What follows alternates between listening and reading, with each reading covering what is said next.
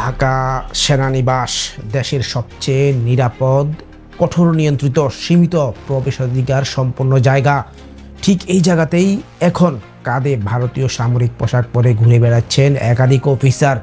তারা কেবল অতিথি নন, এই মুহূর্তে বাংলাদেশের সেনাবাহিনী নিয়ন্ত্রিত উচ্চশিক্ষা প্রতিষ্ঠানে নিয়মিত শিক্ষক। প্রশ্ন হলো কিভাবে, কেন আর কে দিয়েছে অনুমতি?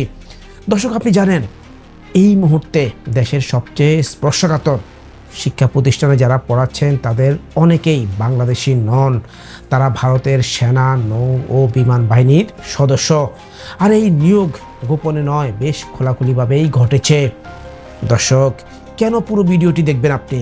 কারণ এই ভিডিওতে আপনি জানবেন কাদের নিয়ে এতটা শঙ্কা তৈরি হয়েছে সেনানিবাসে। ভারতীয় সামরিক কর্মকর্তারা বাংলাদেশে কিভাবে নিযুক্ত হলেন, দেশের জন্য এত ধরনের নিরাপত্তা ঝুঁকি তৈরি হচ্ছে।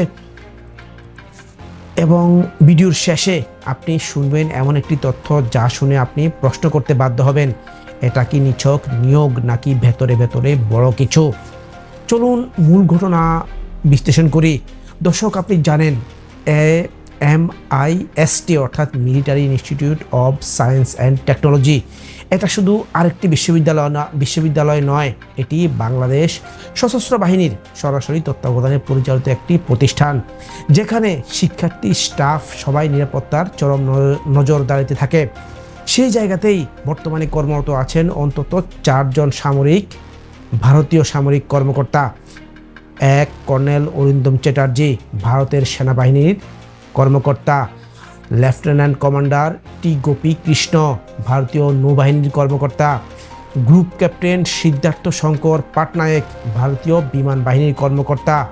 গ্রুপ ক্যাপ্টেন AN সোমান্না, ভারতীয় বিমান বাহিনীর কর্মকর্তা। তাদের নিয়োগ শুধু সাময়িক নয়, অনেকে 2022 সাল থেকে নিয়মিত কর্মরত। দর্শক, আপনি কি ভাবছেন, তাহলে কি এই নিয়োগ বৈধ? সেনাবাহিনী কি প্রতিরক্ষা মন্ত্রণালয়ের অধীনে এমন একটি প্রতিষ্ঠানে বিদেশি সামরিক কর্মকর্তাদের নিয়োগ নিয়ে অনেক প্রশ্ন উঠেছে।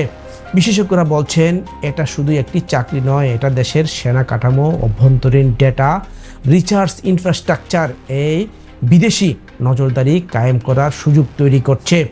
নিরাপত্তা বিশ্লেষক লেফটেন্যান্ট কর্নেল অবসরপ্রাপ্ত দিদারুল আলম বলছেন, এই নিয়োগ যদি হাসিনা সরকারের সময়ের মতো গোপন চুক্তিতে হয়ে থাকে তাহলে এটা তদন্ত সাপেক্ষ। সেনা সদরকেই যাচাই করতে হবে এদের আসল পরিচয় কি। দর্শক, এবার চমক আসছে, কিন্তু আগে আরও কিছু ভয়াবহ তথ্য আপনাদেরকে জানাই। দর্শক, আপনি জানেন MISTর ওয়েবসাইটে প্রকাশ্যেই রয়েছে এসব কর্মকর্তার নাম, পদবি, যোগদানের সময়কাল, কিন্তু আশ্চর্যজনকভাবে তাদের পরিচয় বা নিয়োগ প্রক্রিয়ার বিস্তারিত কোনো তথ্য নেই। আর সবচেয়ে ভয়াবহ তথ্য, এরা কেবল শিক্ষক নন, তাদের পেছনে রয়েছে গভীর সামরিক ও প্রযুক্তিগত দক্ষতা, যা ব্যবহার করা যেতে পারে দেশের আভ্যন্তরীণ প্রযুক্তি ও প্রতিরক্ষা তথ্য বিশ্লেষণে। এটাই কি শুধুই প্রশিক্ষণের নাম করে তথ্য আহরণ?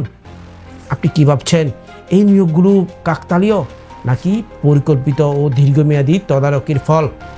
দর্শক, এখন আসুন সেই চমকিত তথ্যের কথায়, যেটা জানলে আপনি স্তব্ধ হয়ে যাবেন। সূত্র জানায়, বিগত হাসিনা সরকারের সময় ভারতের গোয়েন্দা সংস্থার বাংলাদেশে একাধিক প্রতিষ্ঠান ও শিক্ষা প্রতিষ্ঠানে আন্ডার কভার অফিসার বসিয়ে দিয়েছিল।